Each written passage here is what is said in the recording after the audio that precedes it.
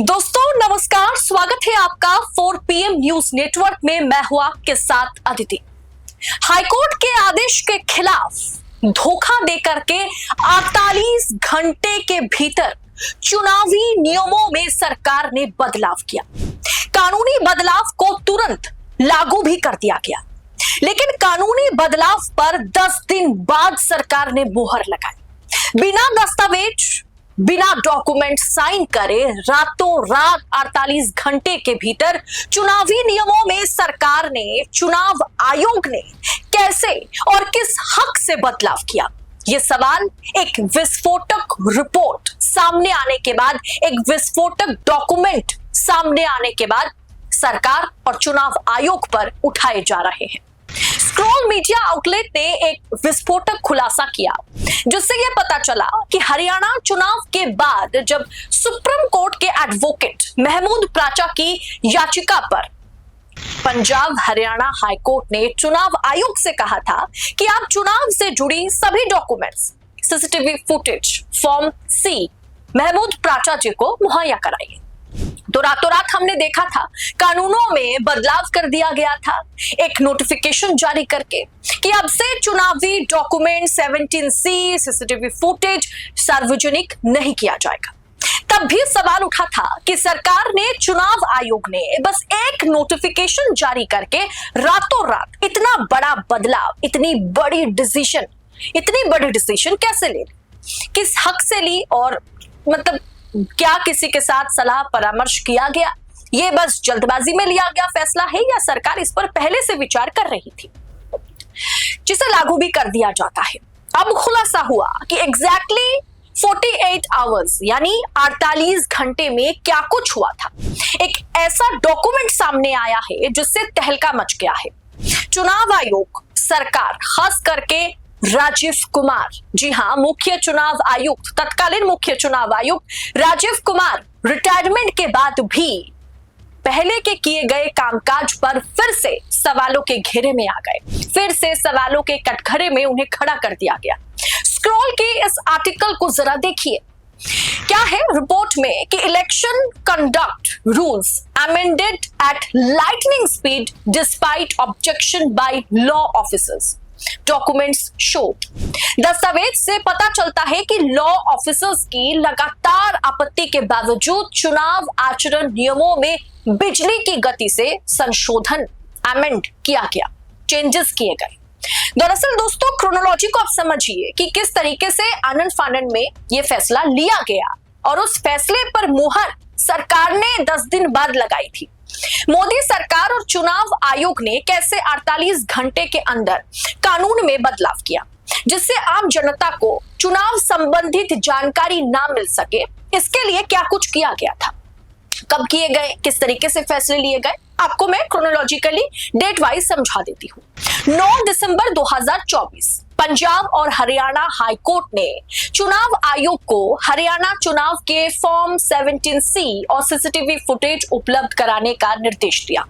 17 दिसंबर 2024, एक हफ्ते बाद चुनाव आयोग ने चुनाव संचालन नियमों के नियम 93 में संशोधन के लिए केंद्रीय कानून मंत्री को पत्र लिखा।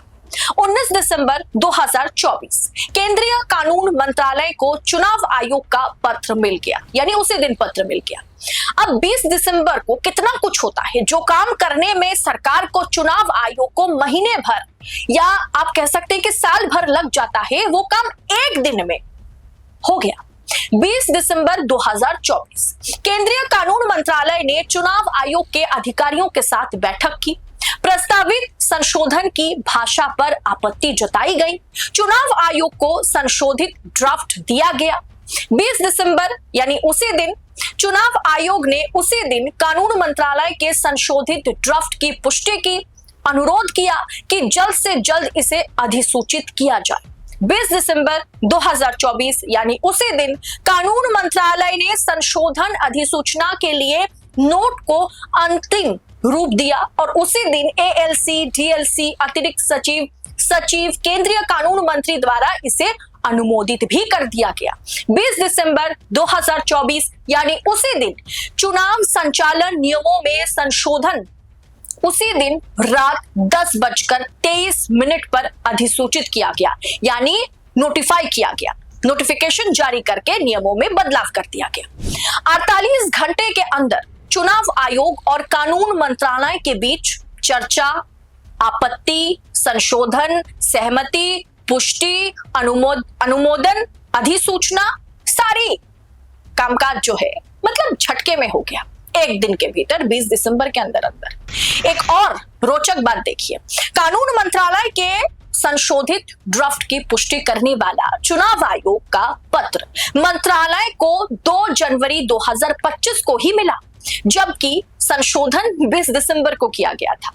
यानी अगर किसी भी कानून में, किसी भी ड्राफ्ट में अगर संशोधन किया जाता है, बदलाव किया जाता है, तो वो कानून मंत्रालय के संशोधित जो ड्राफ्ट है वो किसी भी मतलब चाहे चुनाव आयोग का मसला था इसलिए चुनाव आयोग के पास गया, नीति आयोग का मसला होता तो वो नीति आयोग के पास पहुंचता। वो ड्राफ्ट, वो हस्ताक्षर किया हुआ, वो सरकारी मुहर लगने वाला लगा हुआ जो ड्राफ्ट होता है, उसे देखने के बाद नोटिफिकेशन जारी किया जाता है।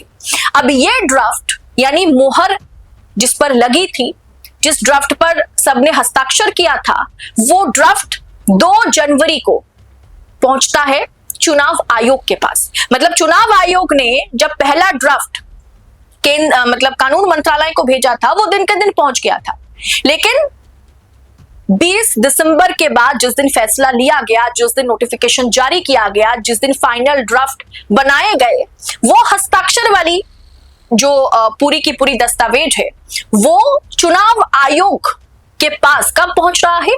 2 जनवरी को।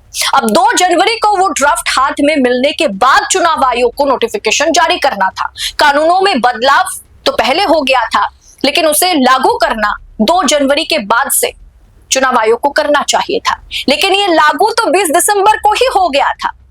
लेकिन ड्राफ्ट मुहर लगी थी जिस ड्राफ्ट में, वो ड्राफ्ट 2 जनवरी को 2025 को, यानी करीब करीब कह सकते हैं आप कि 12 दिन बाद चुनाव आयोग के पास पहुंचता है, जबकि 12 दिन पहले ही कानून में बदलाव भी हो गया, वो कानून लागू भी कर दिए गए।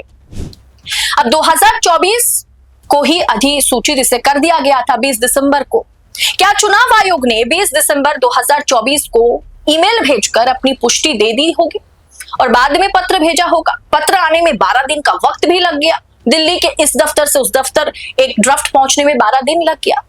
सोचिए किस फुर्ती से कानून में बदलाव किया गया, किस तेजी से, किस रफ्तार से, मतलब बिजली की गति से बदलाव तो कर दिया गया रातों रात, 48 घंटे के भीतर। खेला 48 घंटे में हो गया, लेकिन ड्राफ्ट, हस्ताक्षर वाली ड्राफ्ट जो है वो 12 दिन बाद चुनाव आयोग के पास पहुंचा, जिससे देश की जनता से चुनाव संबंधित जानकारी छिपाया जा सके। क्या इसीलिए आनन फानन में इस कानून को लागू किया गया, जबकि कानून में मुहर लगी हुई ड्राफ्ट जो है वो 12 दिन बाद चुनाव आयोग के दफ्तर पहुंचा।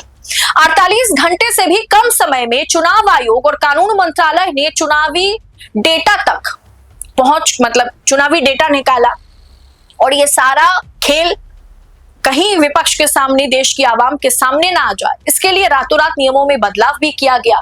मसौदा जो है तैयार किया गया, उसे संशोधित किया गया, स्वीकृत भी किया गया, अधिसूचित भी कर दिया गया। सब कुछ बिजली की गति से इतनी जल्द क्यों की गई? क्योंकि फॉर्म 17C और सीसीटीवी फुटेज से भाजपा की चुनावी सांठगांठ उजागर होने का खतरा था क्या?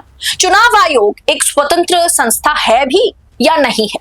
क्या राजीव कुमार ने अपने कार्यकाल में चुनाव आयोग को स्वतंत्र बनाया, या कहीं ना कहीं सरकार की मिलीभगत, मतलब चुनाव आयोग और सरकार की मिलीभगत से तमाम चुनावों को अंजाम दिया गया? ये सवाल मैं आपके लिए छोड़ करके जाती हूँ, कमेंट बॉक्स में जवाब जरूर दीजिएगा। और ऐसी तमाम खबरों को यूं ही पड़ताल के साथ पाने के लिए 4 PM न्यूज नेटवर्क के साथ बने रहें। फिलहाल मुझे दीजिए इजाजत। बहुत बहुत शुक्रिया आप सभी का।